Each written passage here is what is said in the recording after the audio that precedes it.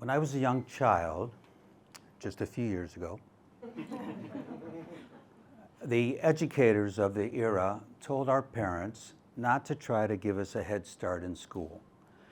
Let the schools do it. Don't try to help them early on.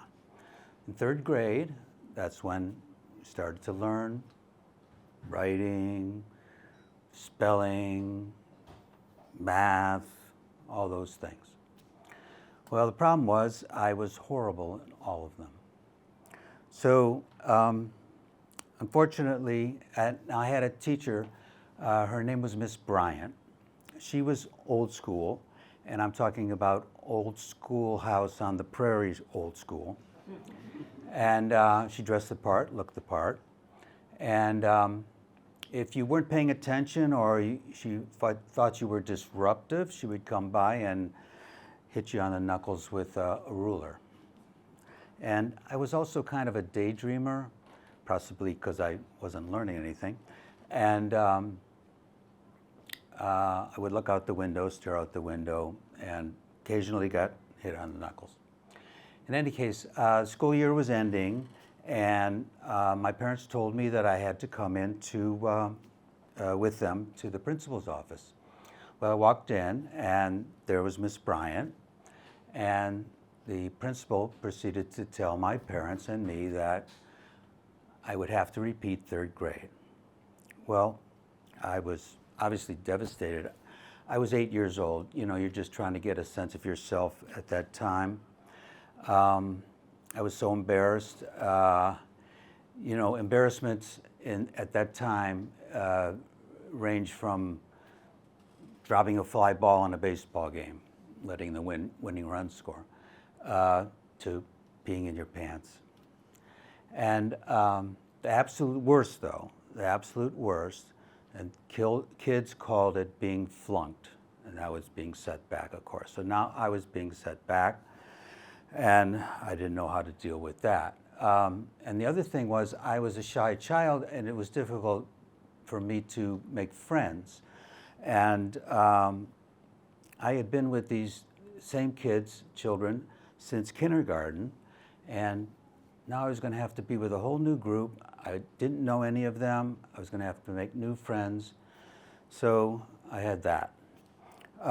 My mother, my always wise mother, and probably in an effort to help me with my self-esteem, my sense of self-worth, enrolled me in a theater camp, which was near us. I could walk to it every day in the summer.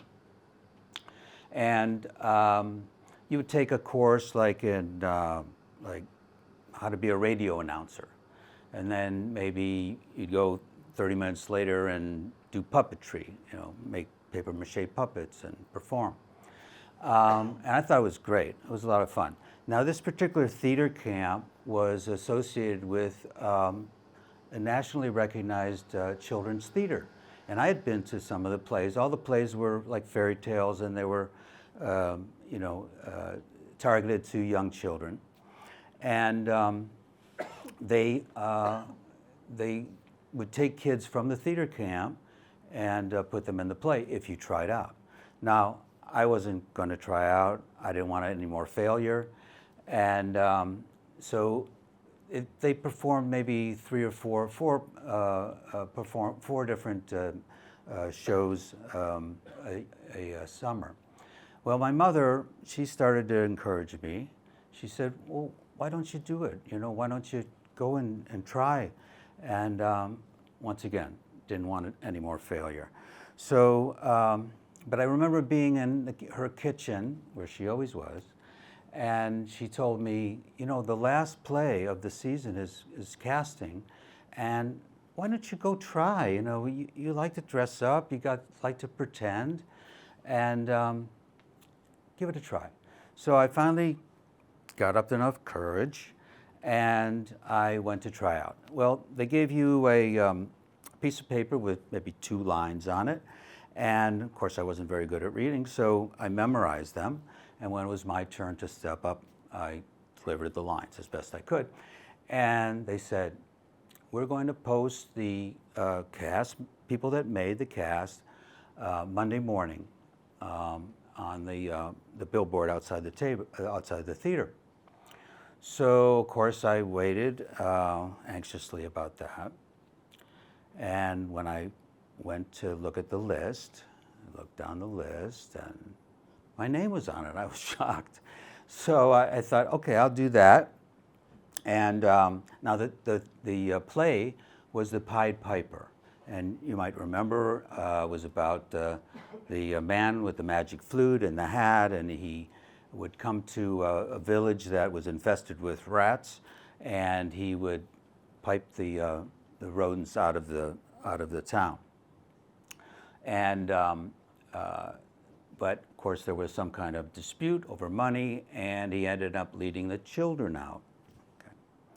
So when we went to get fitted for our costumes, I found out that we were going to play both the rodents and the children.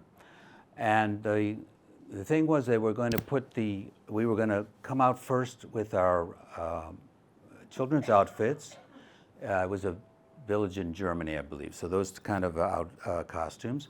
And then the second round, we would go back and for the second act and put on our rodent outfits, which were tight around here, and they had a hood.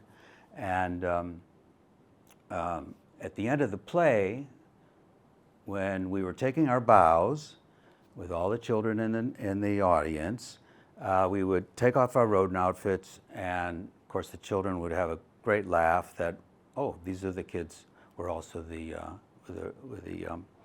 actors in the village.